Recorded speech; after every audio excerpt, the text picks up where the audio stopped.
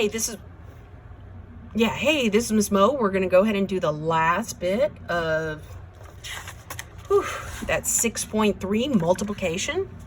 So far, we've stayed away from negative exponents, so that's what we're about to do. Part A, it says 3 to the something multiply dot 3 to the something. Well, those are those exponent rules we just used, where if you're multiplying the same base, you add the exponents. And so for part A, we'd get 3 to the negative 9 plus negative 8 is negative 17. But then here's the new thing. If you look at these directions, it says some hoopla about positive exponents. So positive exponents is this last trick.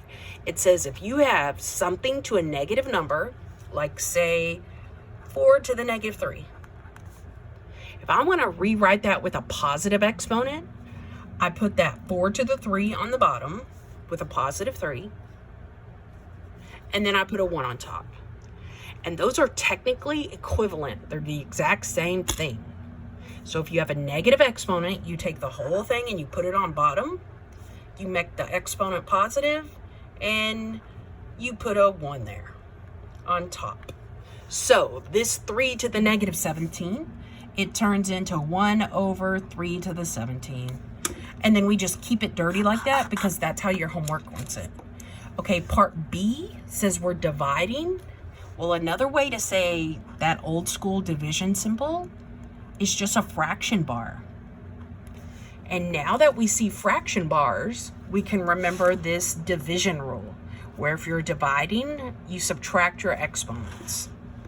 So this becomes 5 to the top minus the bottom. 14 minus 2 is 12. And that 12's a positive, so it's good to go. You don't have to do anything crazy. Okay, let's look. Oops, this was part C. My bad. I'm doing them backwards. Okay, let's look at part E.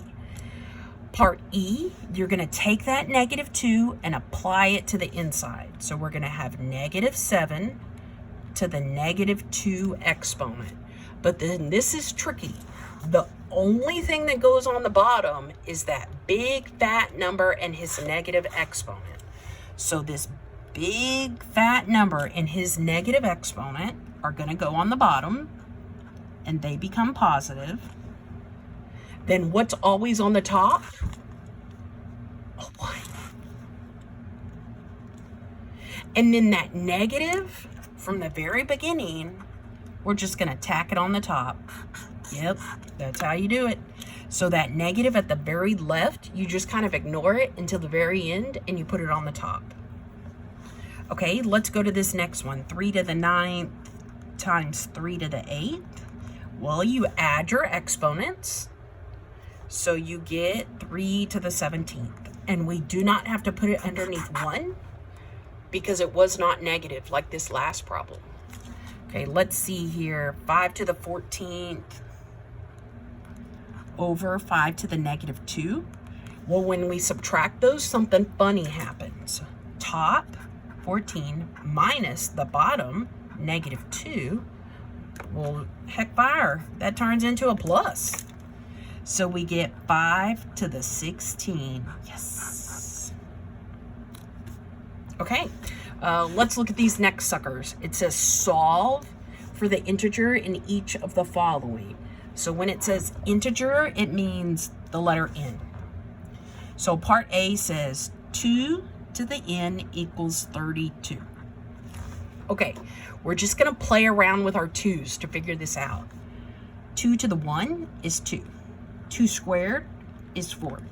2 to the 3. Well, let's see. Multiply this 4 by 2 is 8. 2 to the 4 is multiply by 2. 16. 2 to the 5 is multiply by 2. 32. So hot dog. The question was, what is the number in the air so that 2 to that number gives you 32? Well, we just found it. Cinco, cinco, cinco, cinco, cinco. Yes. Okay, part B is kind of backwards. The n is what's big and fat.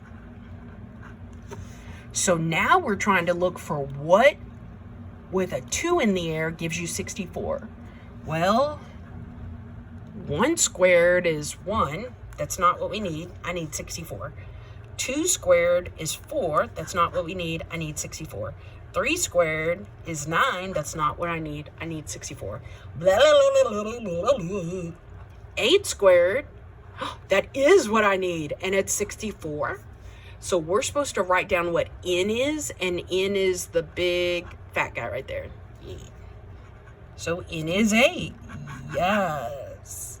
Okay, let's go to C. Part C says, first we multiply these babies. Well, let's see. What do you do when you multiply exponents? I mean, multiply like bases. You add their exponents. So let's see here. This is going to become 2 to the n plus 9 equals 2 to the 4. Okay, this one's kind of crazy, but if you look, the 2's are exactly the same on both sides, so that's exciting. So it's like we're really just looking for what n plus 9 equals 4 is. So let's take those out. N plus 9 equals 4. Well, what plus 9 will give you a 4? I don't know. Let's subtract 9 to see. N has to be -5. That way, -5 plus 9, what does that make, a 4? Hey, and that's what we were here on this side. Yay.